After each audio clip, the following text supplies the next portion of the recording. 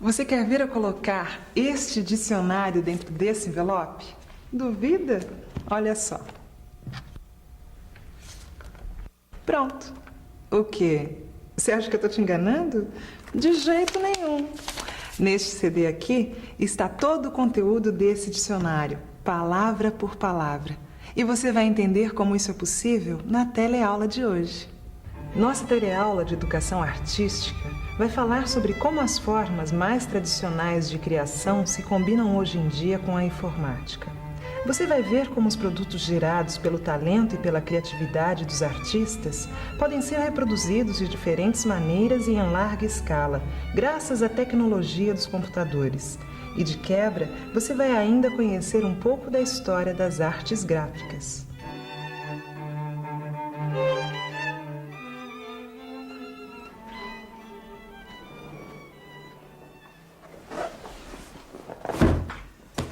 Pronto, essa foi a última. Aleluia! Até que enfim eu consegui juntar todos os meus livros. Agora eu sou um homem feliz. E se a sua ideia era encher a casa e não deixar nenhum cantinho pra mim, pode crer que deu certo. Ah, dona. Pensa que você não gosta de ler? Não, eu gosto, mas pra que tanto livro? Como pra quê? Você não sabe que um país se faz com homens e livros? Já ouvi isso. De quem que é mesmo essa frase? Com certeza você já deve ter ouvido falar de Monteiro Lobato, o autor do Sítio do Pica-Pau Amarelo, que virou até série de televisão. Os livros do Sítio fizeram tanto sucesso quando saíram que os melhores artistas da época fizeram ilustrações dos personagens criados por Monteiro Lobato. Pela primeira vez no Brasil, os livros também passaram a ser valorizados pelas ilustrações, e não só pelo texto. Se transformaram em verdadeiras obras de arte. Monteiro Lobato, além de escritor, era editor. Quer dizer, ele também publicava livros que outros escreviam. Mas como você já sabe, Monteiro Lobato acreditava que o país se faz com homens e livros. Todo mundo sabe como se faz os homens. Mas e um livro? Como é que se faz um livro? O primeiro passo para se fazer um livro é escrever. Seja qual for o assunto, computador, cozinha, literatura, filosofia, matemática, seja qual for o tema, o primeiro passo para se fazer o livro é a arte da escrita. O segundo passo é o projeto gráfico. Todo livro tem que ter um projeto gráfico. Quer dizer, alguém tem que decidir que tipo de letra vai ser usado, o tamanho dessa letra, em alguns casos, a cor do texto, o espaço que as ilustrações ocupam nas páginas, como vai ser a capa, a contracapa. Tudo tem que ser pensado para facilitar a leitura e o entendimento. Porque, afinal, um livro não é só para ser lido. O livro é para ser visto também. E o texto, além de bom, tem que ficar bonito. Olha só, Gil, essa preocupação com a beleza do texto não é de hoje não, viu? Bom, mas é de quando então? É de muito tempo atrás. Olha só que beleza esses papiros que os egípcios usavam para escrever. Bom, Vicente, mas eles não escreviam, né? Eles desenhavam. Não, Gil, é que as letras deles eram assim. Aliás, letra não, que o nome correto disso é hieróglifo. Bonito, né? Olha, não dá pra entender patavina disso aqui. É, não dá mesmo. Agora que tá bonito, tá, viu? Agora eu fico imaginando, que trabalho dava pra fazer um livro inteiro assim, né? Ah, mas eles não faziam livros nessa época. Nessa época eles enrolavam assim, olha, os papiros, só para facilitar o transporte. Livro mesmo, o homem começou a fazer depois que inventou o pergaminho. Os pergaminhos são superfícies para escrever feitas de peles de animais. Essa técnica de escrever foi como uma pequena revolução na arte da escrita. As páginas de pergaminho podiam ser dobradas, cortadas, costuradas e, além disso, elas podiam ser juntadas para formar os códices, que são os bisavós dos nossos livros de hoje. Olha, eu não esperava encontrar esse livro aqui hoje, a Bíblia Sagrada. Ué, e por que esse entusiasmo todo com a Bíblia? Quem vê até pensa que você é religioso. Você não sabe por que essa Bíblia é um livro tão importante para mim? Não faço a menor ideia. É porque a Bíblia foi o primeiro livro que o Gutenberg imprimiu. O alemão Gutenberg revolucionou as artes gráficas com a invenção da tipografia em 1450. Antes da invenção de Gutenberg, os livros eram escritos à mão, um por um. Imagine a canseira. Aí Gutenberg inventou os tipos móveis, quer dizer, letras e sinais esculpidos em madeira e depois em metal, que permitiam compor palavras, frases e textos que se quisesse transformar em livro. Logo em seguida, foi inventada a prensa mecânica, facilitando enormemente a tiragem de muitos exemplares de uma obra a partir de uma única matriz. Quanto à beleza, a adoção da xilogravura no Ocidente em 1370 já tinha permitido a reprodução em série de ilustrações. A gravura em metal já existia por volta de 1400, mas só em 1500 começou a ser usada em livro.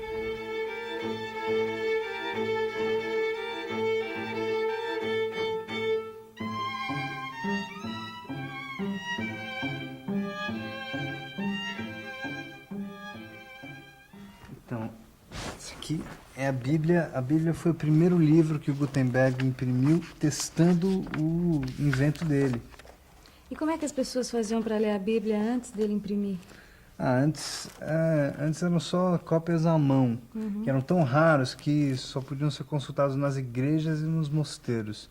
E eles ficavam presos em correntes. Nossa, ainda bem que o Gutenberg inventou a prensa, né? Senão, já pensou não ter livro para ler? E a prensa foi só o começo, né? Da época de Gutenberg até os dias de hoje, as técnicas de impressão evoluíram muito. No início do século, surgiu a impressão offset. Com essa técnica, a impressão de letras e de imagens ficou muito mais nítida e muito mais rápida.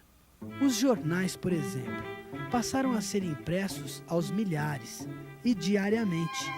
Depois do offset foi inventada a fotocomposição e hoje já se utiliza a editoração eletrônica, que é a técnica de fazer livros através de computadores.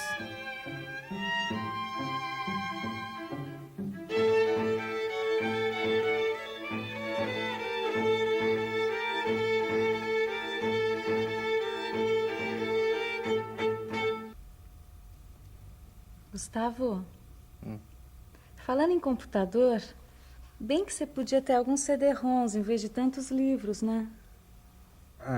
CD-ROM é legal, mas eu gosto de ler na cama, né? Não dá pra levar um computador pra ler na cama. É verdade. Se fosse só o disco, né? Olha só que interessante, né, Gil? Isso aqui é um CD-ROM, igual os CDs de música que substituíram os antigos LPs. Só que tem uma diferença, né, Vicente? Que além do som, a gente tem aqui textos, imagens e mais. Imagens em movimentos. É verdade. Agora, o que mais me impressiona é que num CDzinho desse tamanho, que cabe na palma da mão, você consegue armazenar todas as informações que estão numa enciclopédia inteira. A gente precisa deixar claro que para ter acesso a esses textos, essas imagens, a gente precisa ter um computador. Bom, lógico. Olha só que interessante, quer ver?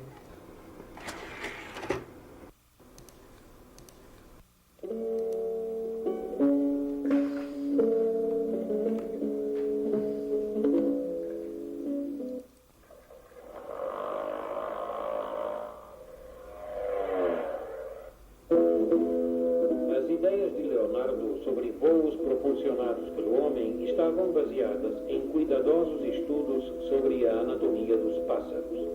Embora nenhuma das máquinas voadoras... Que incrível, né, Gil? Como é que eles conseguem botar imagens dentro de um CD-ROM? As imagens que a gente vê num CD-ROM podem ser captadas por uma câmera de vídeo, como num programa de televisão. Agora, as ilustrações ou fotos podem ser captadas por este aparelho aqui, o scanner. É através do scanner que as imagens são passadas para dentro de um computador. Hoje em dia, as artes visuais usam tanto esse aparelho que ele até virou um verbo em português. O verbo escanear, que significa copiar imagens ou textos utilizando o aparelho chamado scanner. Depois que uma imagem entra no computador, é possível modificá-la de várias maneiras. Usando programas de computador feitos especialmente para isso, é possível desenhar e redesenhar, criar e recriar, consertar e reformar imagens para as mais diferentes finalidades. E isso vale tanto para a TV como para a indústria gráfica. Os recursos do computador são tão poderosos que durante muito tempo as pessoas acreditavam que o computador acabaria com o livro.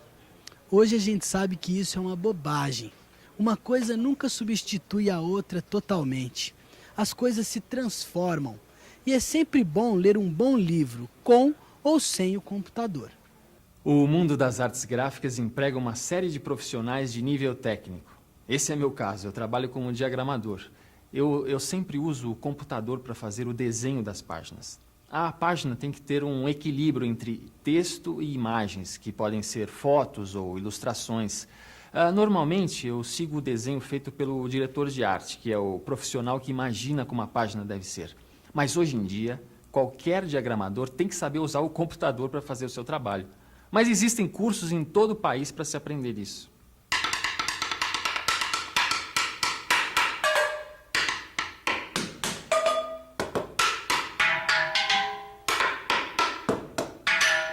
Antes de existir computador, existia TV. Antes de existir TV, existia luz elétrica. Antes de existir luz elétrica, existia bicicleta. Antes de existir bicicleta, existia enciclopédia. Antes de existir enciclopédia, existia alfabeto. Antes de existir alfabeto, Existia a voz. Antes de existir a voz, existia o silêncio.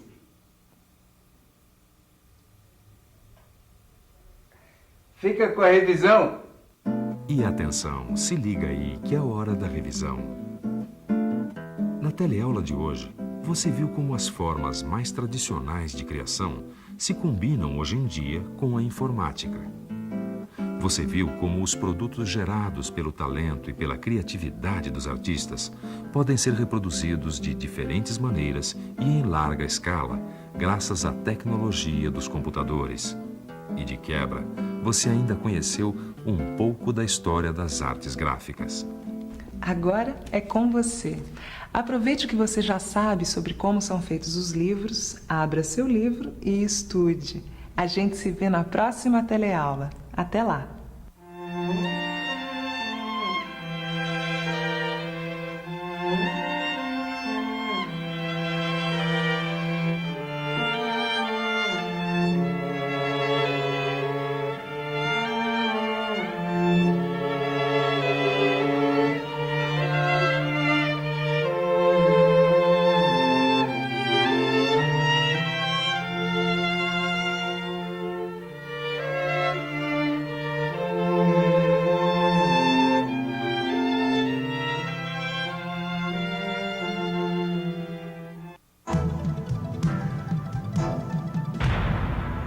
Telecurso 2000, um programa de educação do Sistema Fiesp e da Fundação Roberto Marinho.